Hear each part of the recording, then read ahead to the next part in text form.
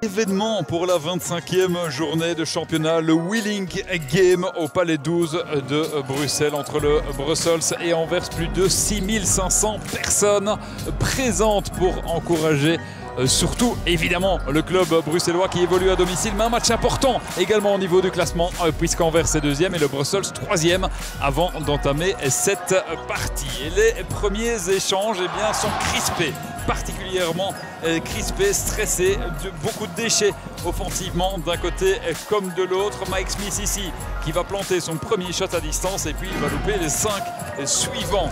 Le score à la fin du premier quart-temps affiche néanmoins 16-10 en faveur du Brussels. Le Brussels, voyant qu'il ne marque pas à distance, essaye davantage de percuter et d'aller dans cette raquette, d'inscrire quelques paniers faciles, mais on sent que c'est compliqué dès les premières minutes du match.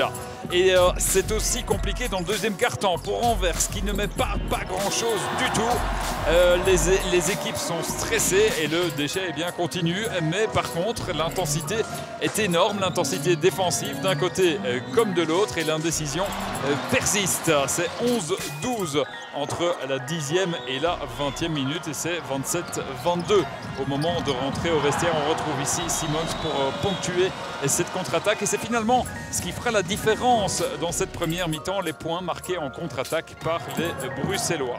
On entre dans le troisième quart-temps ici avec Augustas en possession du ballon. Augustas qui se ferait un chemin pour aller déposer et ouvrir d'une très belle manière cette deuxième mi-temps qui sera nettement plus offensive, plus spectaculaire que la première. Les deux équipes se relâchent un petit peu à l'image ici de Brandon Hubel qui vient claquer le dunk. Le momentum bascule dans le courant du troisième quart-temps alors que c'est le Brussels qui prend très clairement l'avantage en étant à plus 11 à la 25e minute.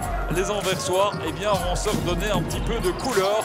Ici Jason Clark qui va jusqu'au bout de son idée et termine à main droite pour inscrire 2 points. Jason Clark qui va prendre un peu le match à son compte dans la fin du troisième quart-temps, également capable de distiller de très bons ballons et puis finalement de jouer sur Anderson qui va se réveiller en deuxième mi-temps. Le secteur intérieur anversois qui était complètement à la ramasse en première mi-temps se reprend dans le troisième quart. Les échanges s'équilibrent et le marquoir affiche 43-40 à la fin du troisième quart-temps.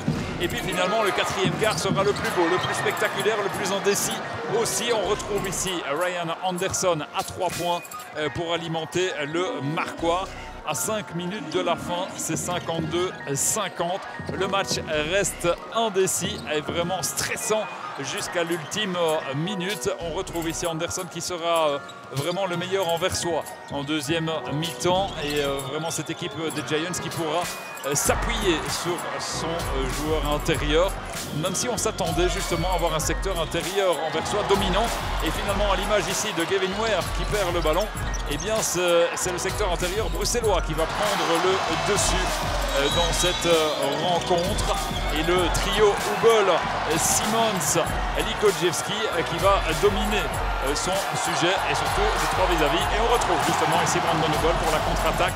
C'est Kimouya qui s'est arraché pour intercepter ce ballon qui a pu s'appuyer sur Augustas et finalement Hubel à la conclusion. Jason Clark qui maintient les Anversois dans le match, qui maintient le suspense. C'est à couteau tiré dans les ultimes minutes.